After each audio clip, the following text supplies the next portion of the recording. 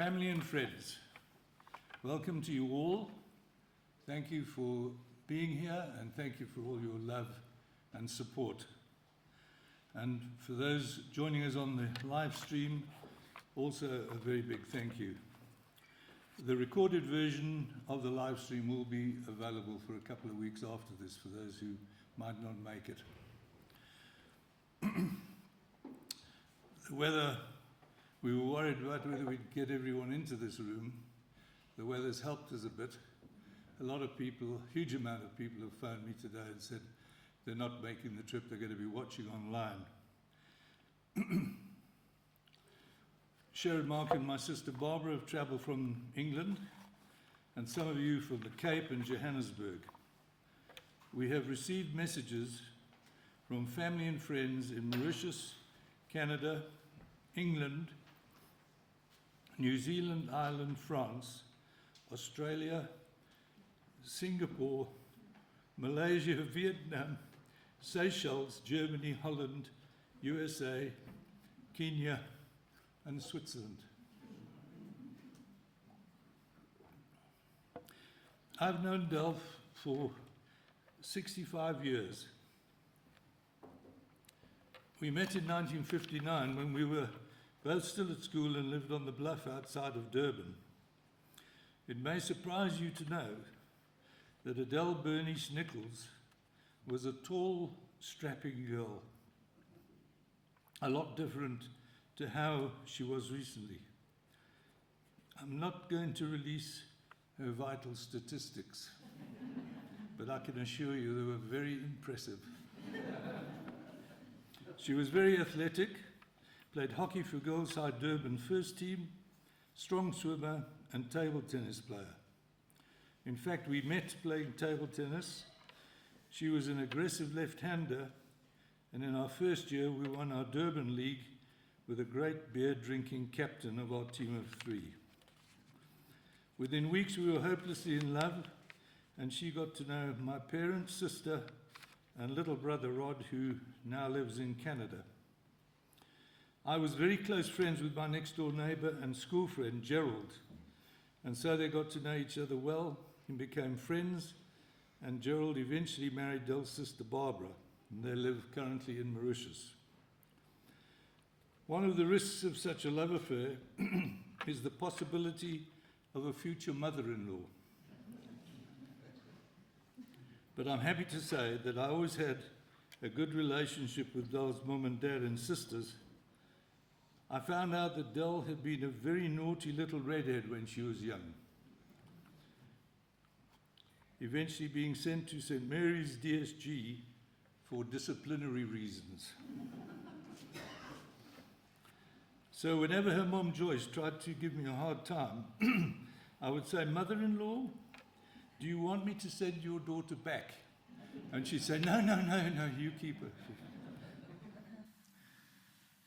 Del went to Durban Technical College after matriculating and gained bookkeeping and secretarial skills which would keep us alive later in life. I decided to study maths in Durban at the university, and Del stayed in Durban when her family moved to Bulawayo. She was horrified when I decided at the last minute to follow my family to the UK to enroll for a science degree in rubber and plastics at a London college. So Del left Durban and joined her family in Bulawayo, and I moved to Leicester in England. We both worked and saved enough money to buy Del a passage to England on a castle boat. We thought it would take us a long time. I think it took us about 6 months.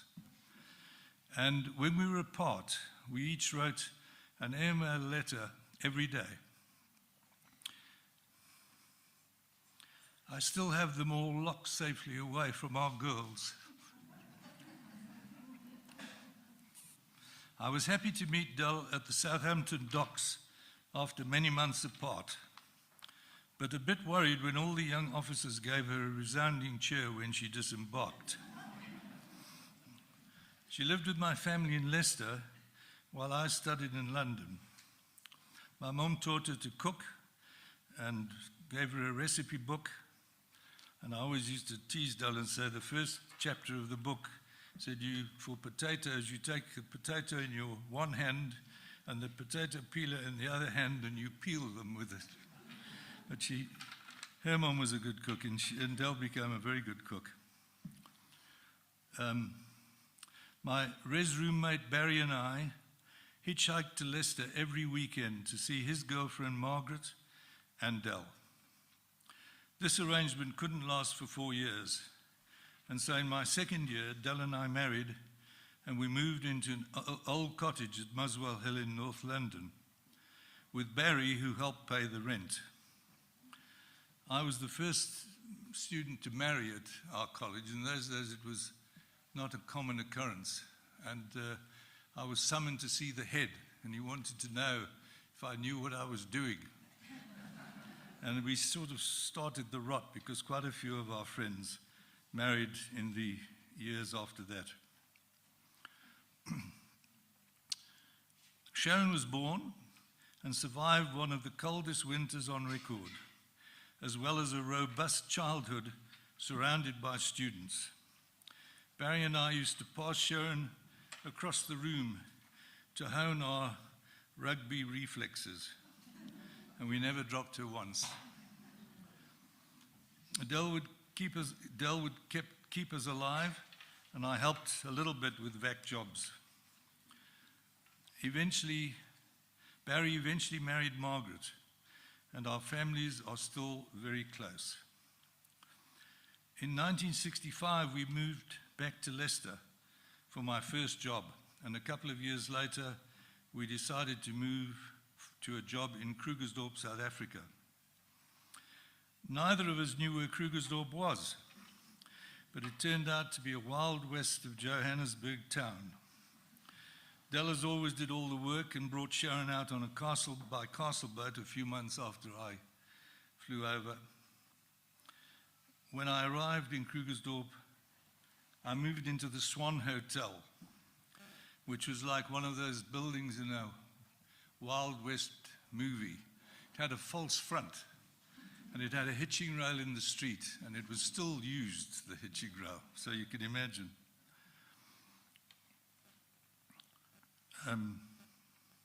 Sorry.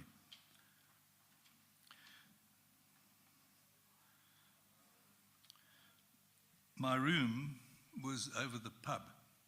And while I was there, the few months I was there, I made a lot of good mates. We played rugby and drank an awful lot of beer. And I thought it was fantastic. And I had no hesitation in taking Del there when she arrived. And she didn't think it was as fantastic as I did. And we moved out 2 days later into a flat down the road. Couldn't understand it.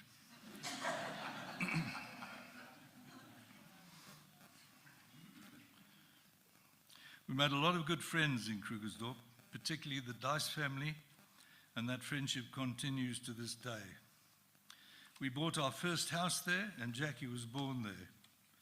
We built a beautiful house sometime later, but had to move shortly afterwards when I was transferred to Natal. Whilst in Krugersdorp, Del played tennis, and I eventually started to play tennis in between cricket matches. Del brought up the two girls, ran the home. Actually, she brought up Sharon, who brought up Jackie. Del loved to ski and enjoyed the holidays with friends from South Africa and Germany. Those with the girls and their husbands were very special. She skied well, and apart from the regular ski trips to Austria and in later years Italy, she skied in the USA, Canada, and Switzerland. Unfortunately, it was on one of our holidays at La Villa in Italy in 2012 that she tripped and fell down some stairs and cracked her skull. We were there for our 50th wedding anniversary, and it was amazing that Del, at age 70, recovered so well from such a serious accident. When we moved back to Natal, we owned the piece of ground on which Granny Mouse was built in Lidgerton. But Del wanted the girls at home and to be closer to the schools. And so we rented a house in Hilton after a spell at the Hilton Hotel. Remind me afterwards in the bar to tell you some of the juicy stories about the Hilton Hotel. When the girls moved from Ladysmith Junior School in Hilton to Girls High in St. John's in Pietermaritzburg, we bought into the first sectional title development in Pietermaritzburg at Raynham Gardens, which is next to what now is Woodgrove, but was the Henderson Farm when we lived there. Can you imagine a farm with cattle in the middle of Pietermaritzburg? At this stage of her life, Del had been through lots of geographic moves, houses, jobs, limited finance, and was well on her way to bringing up two wonderful daughters. She then had the opportunity to broaden her outlook and enjoy herself. And she decided she wanted to study for the degree she had missed in her post-school years. She enrolled at the Pietermaritzburg campus and obtained a Bachelor of Science degree in 1980. She enjoyed the whole student thing, played tennis for the first team, built rag floats, drank beer, made good friends. She did a few other things too, which I'm not going to mention here. She later joined ITC, International Training in Communication, and became a very confident speaker and also made some very good friends there. My company then transferred me to Johannesburg, and we were soon faced with a very critical decision, as they wanted me to move to the USA and understudy the Deputy Group Managing Director. This would have meant relocating the girls to be educated in the USA, a high-pressure job for me with lots of long-haul international travel. As always, Del was prepared to do it, but we decided against it, and she quietly suggested I should go into business on my own. So that's what we did. The girls completed their education in South Africa, and we moved back permanently to Natal. Del designed the house we built on a large piece of ground at Claridge outside of Pietermaritzburg. After long delays caused by floods, we eventually became neighbors of Hubert and Meg von Klemperer, which resulted in a long and happy relationship with their family, which carries on to this day.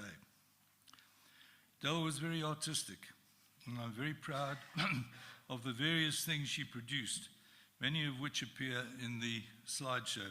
If you have a chance, please have a look afterwards. And I'm sure many of you own some of her artworks. She learned to play golf at what is today the Victoria Country Club, and made a lot of friends and had a lot of fun over the years. The girls said she was addicted and played come rain or shine. We also built a holiday home on the Natal North Coast at the Princess Grant Golf Estate with the Gibb, Fyvie and other close friends and families. When I retired, we decided to build our own home there and moved, and Del was very involved in the design of the home, which was handled by Jane MacDonald. We enjoyed many wonderful years there and made scores of good friends. And I know I've had so many phone calls this morning. A lot of those friends at Princess Grant are watching this stream in the conference room on a large screen. Del played a lot of golf on that great and difficult course. She was the lady captain and scored her beloved hole-in-one on the third hole in 2015. The bottle of bubbly had been waiting in the fridge for many years. She and her partner were the inaugural winners of the Walker Cup, which, as the name suggests, prohibits the use of golf carts. A friend of ours from Holland reminded me that Del coined the phrase, millionaire's golf. Playing on a magnificent course, nobody in front of you, nobody behind you, and you owned the course. Particularly after we had moved to Natal, we made a lot of trips into the bush, inside and outside of South Africa. We ended up with a touring team of 5 4x4 vehicles and covered literally the whole of Namibia and most of Botswana on camping trips organized by Vaughan and Trevor Sweeney. During these trips, we became avid bird watchers, something which we continue to enjoy. We also hiked in the Berg and did the Otter Trail and the Fish River Canyon twice. Whilst we lived at Princess Grant, we played a role in starting up the Princess Grant Bird Club, which I'm delighted to say is still going strong. For my 70th birthday, she gave me a unique present. Only Del could have thought of giving me a bird hide on a pool near the lagoon. The Explorer's Hide was named after me because over the years, I hit a lot of golf balls into the bush and went to look for them. The summer humidity at Princess Grant influenced us to buy a flat on the beach at Strand near Cape Town. And with the help of Colin and Judy Horton, who were friends from Princess Grant, and we still have a close relationship with Colin and his family. Spending a few months there every year strengthened that friendship, which continues today. In 2019, we moved back to Hilton outside of Pietermaritzburg to be closer to Jackie and Bruce and medical and other facilities. Over recent years, Del had to deal with a lot of health problems, including the need for a pacemaker, but always handled them positively. However, in February this year, when we were down in the Cape, wearing a new pair of sandals, she tripped and fell, damaging both knees, her nose, and right shoulder. In spite of her age and the pacemaker, she had a very successful shoulder replacement. The medical team there were very scared. They didn't want to do it because of her age, pacemaker, and it was a really bad break of the shoulder. But eventually they had no alternative, and we all agreed to do it. I might tell you that Del wanted to do it straight away.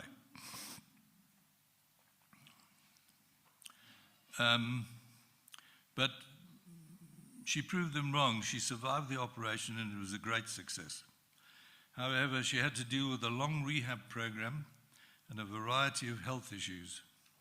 She passed away on the 9th of September after a few hours at the Life Hospital just up the road. And in my non-medical opinion, her body and mind had just had enough.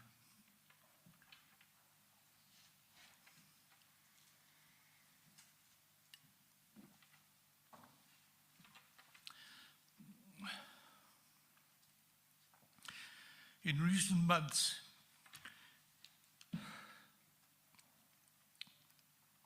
she told me just about every day, "Tony, we are so privileged to have such wonderful daughters." And we always had a bit of a family joke, which when Del said something, she was always right. And on this occasion, she was absolutely right.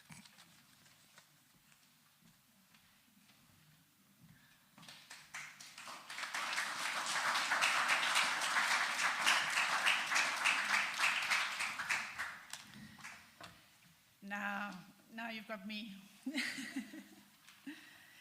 And I've had to follow that, and so I've made sure after my useless speech that I've got a really hard one for Jackie to follow, because I don't see why I should be the only one to suffer. Okay. So let's try. Over the years, Mom meant so much to so many of us in many different ways. She was a multifaceted diamond, and each of you will have your own facets to remember her by. These are mine. She was my mom. Now, you'd think that would be the main thing, because she's my mom, but in trying to get that down, I really couldn't nail it. So forgive it being very light, but it will hopefully filter through that she was an amazing mom. She had me when they were both so young, and Mom moved to England, married my dad while he was slow to college, as you heard. And once I was born, she had to do everything, because as you heard, he was still a student, and they were definitely embracing college life. Barry moved in with Dad, and at one point, I think you lived above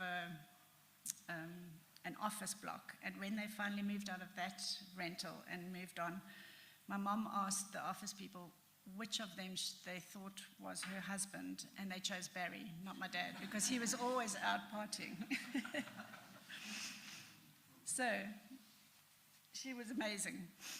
She took on the mother role as only mom could. She tried to instill in my tomboy style that I should be a bit more feminine, tried to get me to do ballet, but that didn't work, so I had to do ice skating. She embraced all of my life. She supported us with kit for basketball and any event that was unusual and needed lots of input. She was there. She helped when I needed help with my dogs. She supported us through our own traumas when we didn't have kids. She obviously, as they were able to, they took us on all of their travels as kids. And I mean, all of that, father just does what fathers do, but mother has to do everything else. So she was amazing. So she was my mom. But because she was so young when she had me, it meant that when I became a teenager, she also became my friend, because it wasn't a big age gap. And as I grew older, she would confide more in me as a friend or a sister than a child. Dad traveled a lot, and so she was just mom with 2 kids, and when Jackie was in bed, then I was the friend or the sister. She was still always the mom though, so I can remember, I mean, I'm skipping loads, but I got to the stage, I think I was a prefect at GHS, and we had stuff to do at school, and she had to come and collect me after school. Well, she didn't come, and you know the teacher has to stay behind with the children. And it was so embarrassing that I wasn't being collected, and the teachers can't go home until they've discharged all their kids. So when she finally arrived, she was with a friend, they'd been having a lot of champagne. And in South Africa, sorry, internationals, but in South Africa, there was a fair amount of drink driving in the old days. So she arrived full flow, red hair flying, and I was furious. And they had Jackie in the car, which was even worse. And she arrived and said, "Oh, sorry, we were a bit late." And well, I was furious, and I was ranting as I do, and I was going off up, and she eventually went from the friend to the mother and said, "Oh, okay, you want to see what embarrassed's like?" And she took the car and she drove into the Alexandra parking, the Alexandra High School, boys' high school, not girls, and drove round and round and popped wheelies and had all the boarding establishment boys hanging out the window. And she didn't stop there. She then went on to college and did the same. She said, "Now are you embarrassed?" Yes, well, I was, very.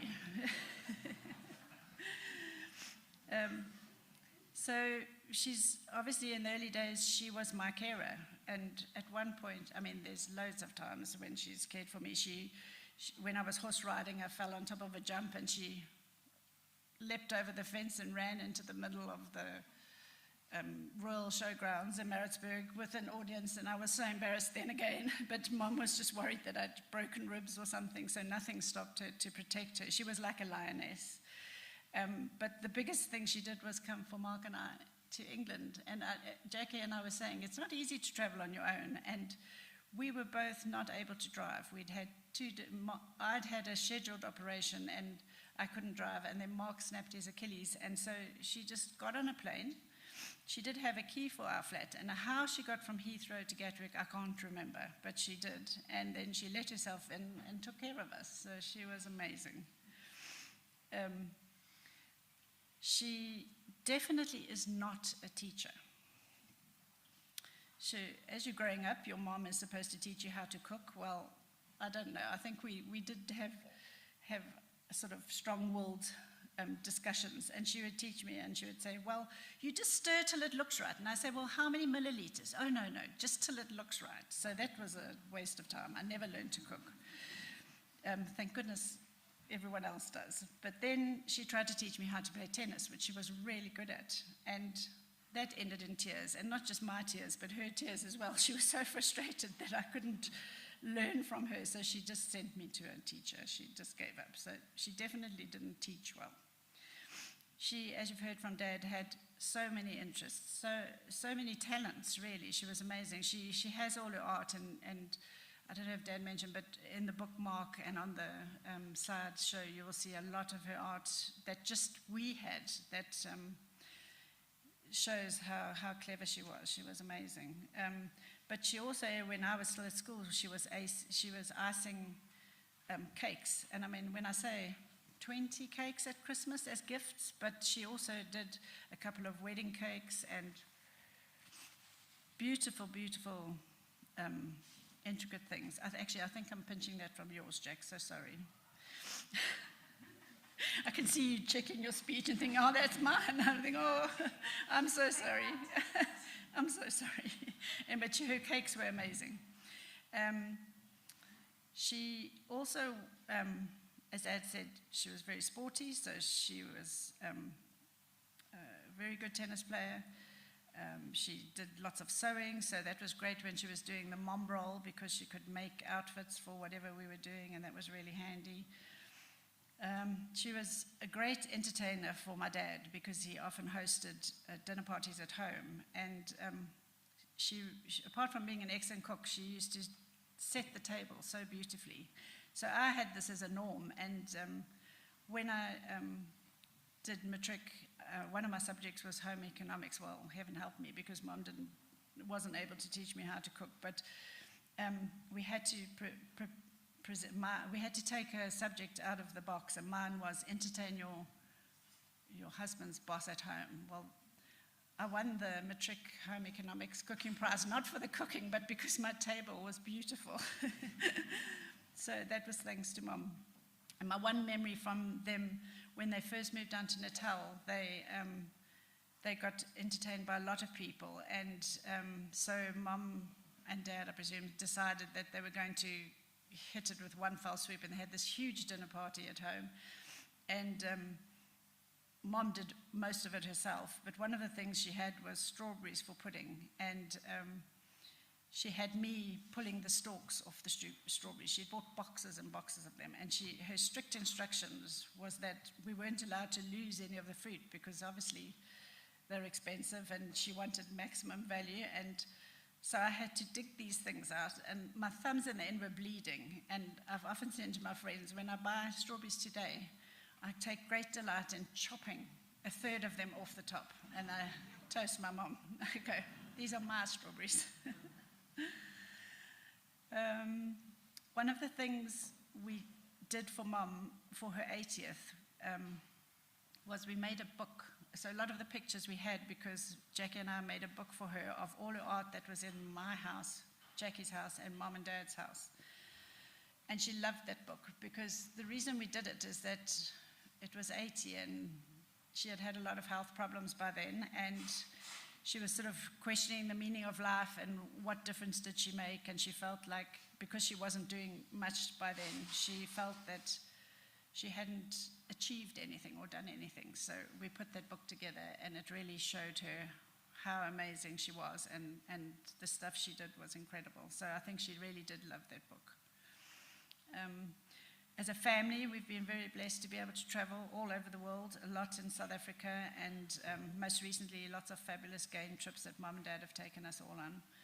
But there were a couple of trips I did just with my mom, and we went to Canada one year to a family wedding, and we went via Hong Kong, and Dad gave us strict instructions that when you buy anything in China, you've got to go to registered places, and they've got to have this sign, and you mustn't do that. Well, of course, we failed, and went to a shop that was offering us an excellent deal, but it was actually an excellent copy. And when we came back through, apart from, we did get the things that were ordered for other friends and family correct, but when we came back through Joburg, we got stopped in customs. And our mom, if you know, is actually a really honest person. She tells it how it is. But in this case, we started off with the customs guys, and they were pulling out all the dirty underwear, and then finding this piece of camera equipment and that piece of this, and none of it had been declared. And Mom was saying, no, we've got nothing. And eventually they found all the bits, and she goes, so I lied. And she went and lay down in the corner of the customs room and just pretended to sleep because it was all too much. We also went to Canada with, she came and spent Christmas on her own. I don't know where you were, but she came and spent Christmas with Mark and I on her own. And again, she must have traveled on her own, so yes, quite a woman. She came with me to Canada. We went for, oh no, I've just done that, yes, sorry. We went, she came to visit in England, and it was just before one of Dad's milestones' birthdays, so there was a date restriction on when she had to get back to South Africa, but on her bucket list was to see the Terracotta Army.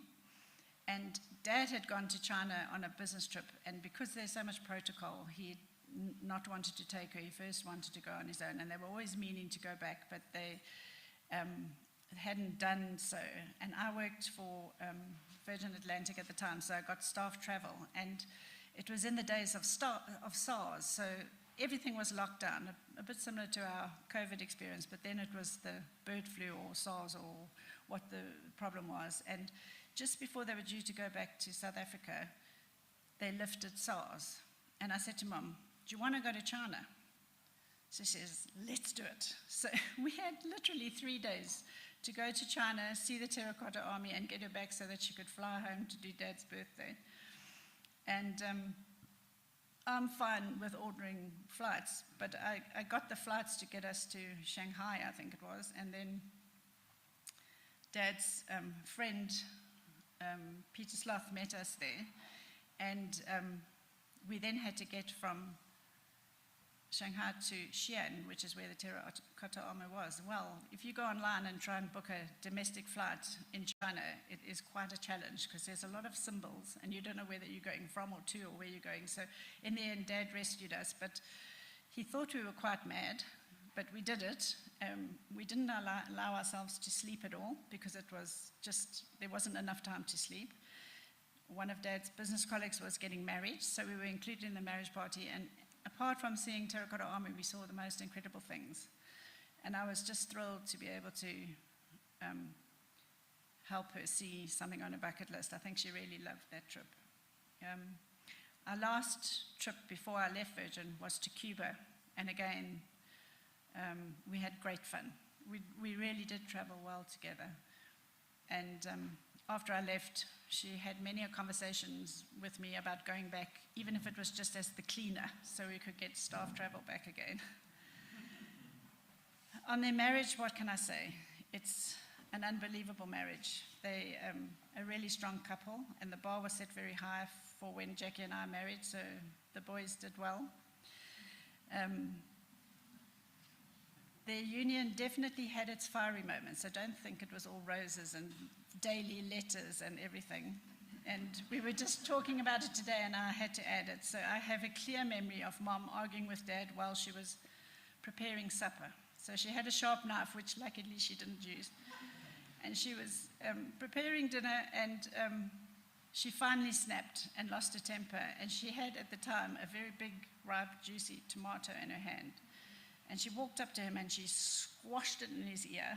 And I had just this vision of my dad with this tomato dripping down his ear. She said to me, Sharon, go and pack. We're going back to Nana in Durban. Well, they survived that somehow.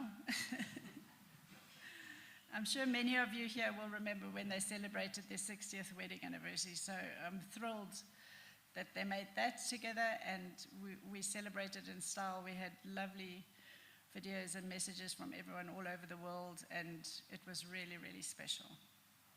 So she was my mum, and she was my friend, and she was my carer, and then we all got old. But before we got old, as Dad said, I was her mom in a lot of the departments because she did her duty by me, and then she got to be a varsity student, and I sort of seemed to be Jackie's mini-mom. They went traveling, and I did the school lunches, and they often traveled away, and we had a security guard in the courtyard looking after us, and so it was me and Jack, so Jackie was brave, and Mom at least got a chance to spread her wings and have fun. So I was her when I say I was her mom, I was actually Jackie's mom, but I think sometimes I was also her mom. She used to always say, "You're the mom," actually. And in the last years, while she was my carer in the early years, I did, after we've obviously, as moms and dad have so done, we've stepped in and helped, but the beginning of this year was really hard, and it was really an extreme caring role for mom, dad, and I, and then Jackie when mom came back here. But I'm so grateful I could be there, and a very small repayment for all she did for me. So now, I think I've done quite well, guys. So now I get to the wobbly bits. So I want to say thank you.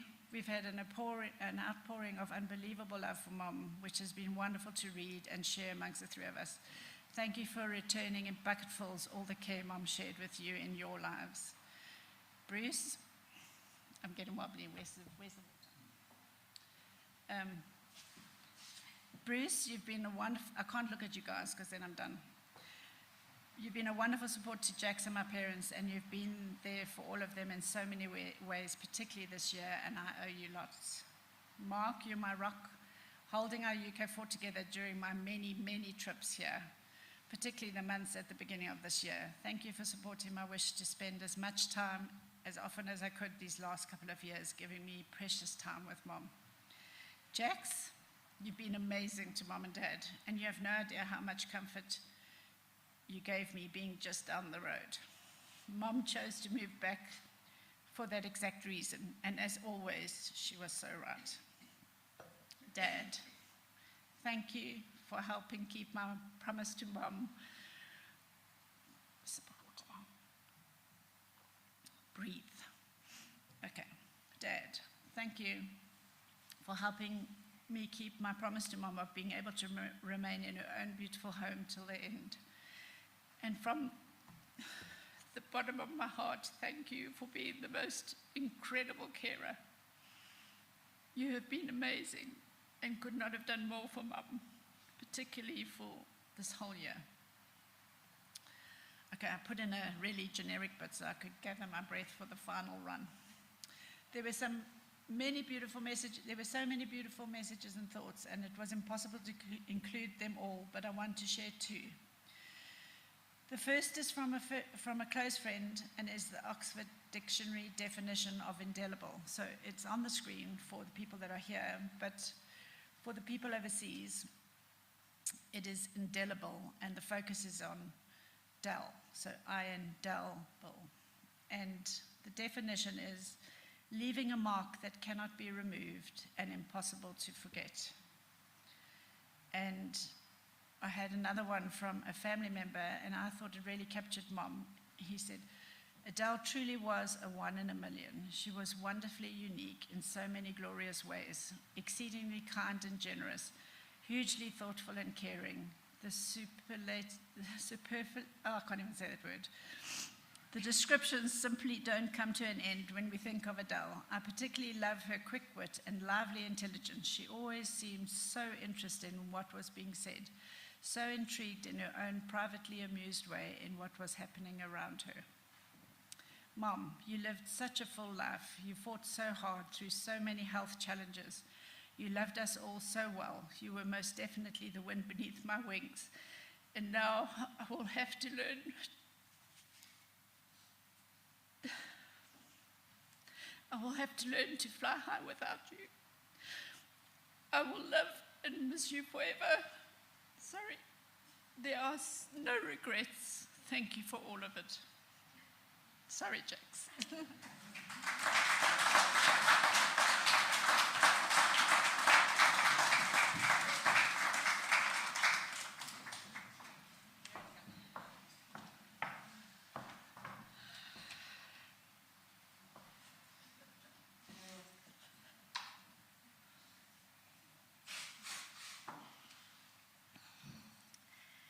For me, it has never been Mom or Dad. My whole life, they have always been a team, a united front. Even our punishments were a team effort. Mom would say, you're going to get 6 hidings.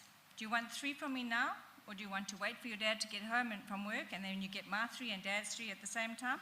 I mean, imagine trying to work that one out.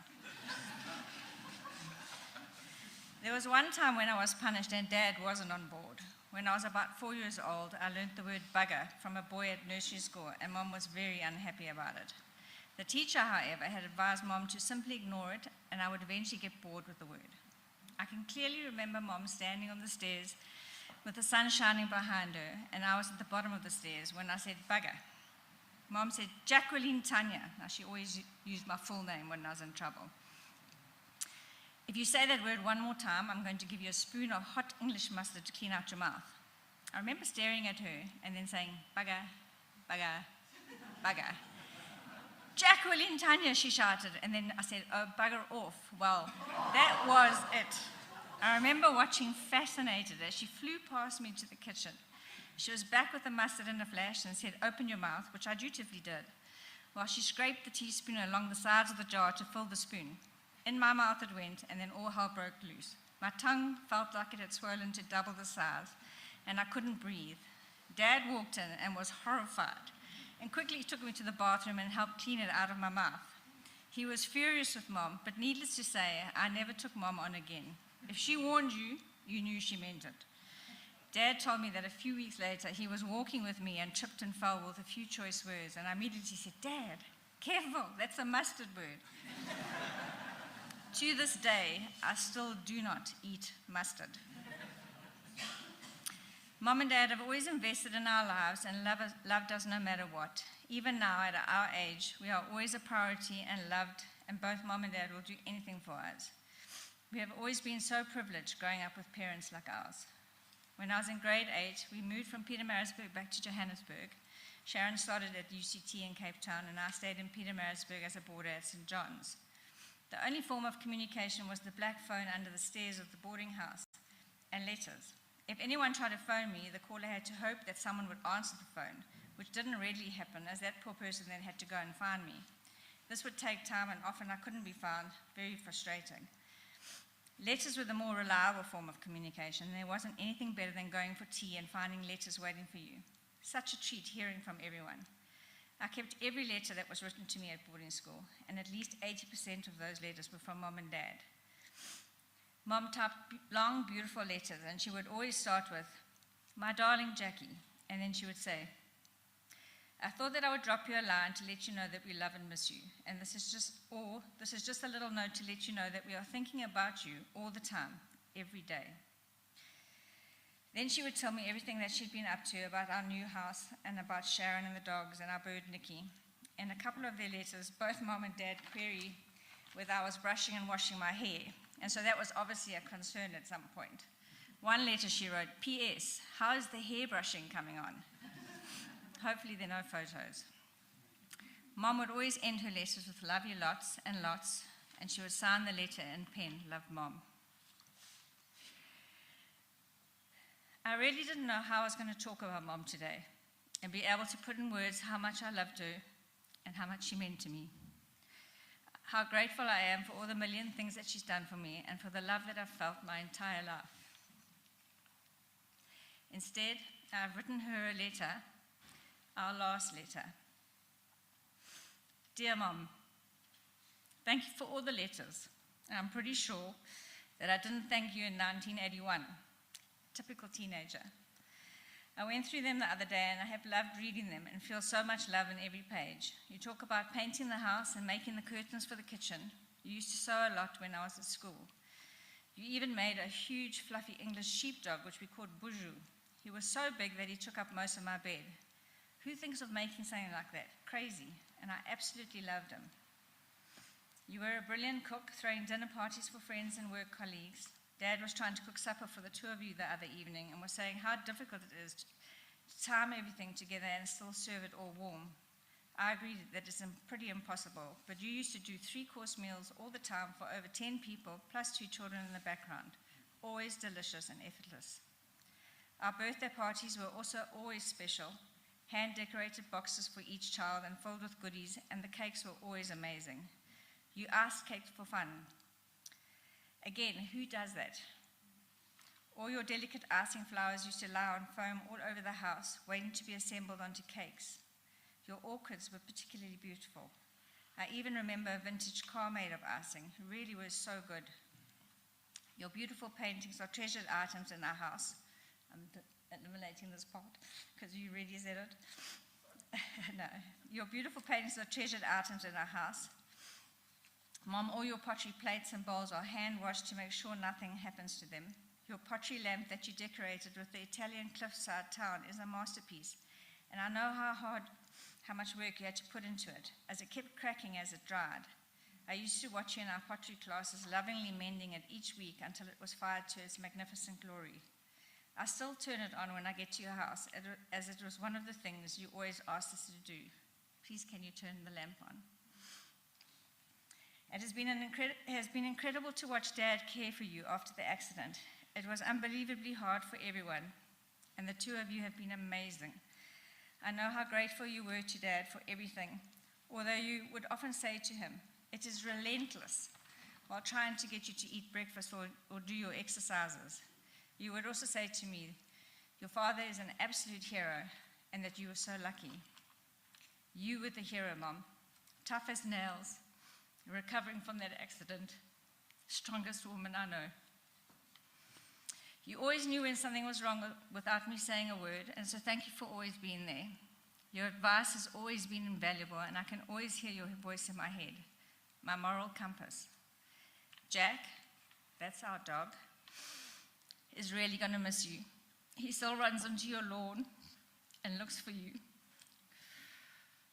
waiting for you to rub his tummy when he rolls onto his back. I'm going to miss your hugs, even the COVID hug. During COVID, I was terrified I would make Mom sick, that I always wore a mask in their house, and we had this COVID hug to make up for the physical one. We even have Mom doing it on video, which is very, very cool.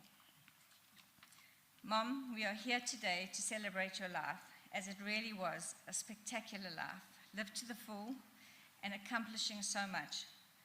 But I've always dreaded the day when you would no longer be here. It really hurts, and life is never going to be the same. Using the words you wrote in your letters to me, we love and miss you, and we are thinking about you all the time, every day. Lots and lots of love, Jackie. P.S. You'll be happy to know that I washed and brushed my hair.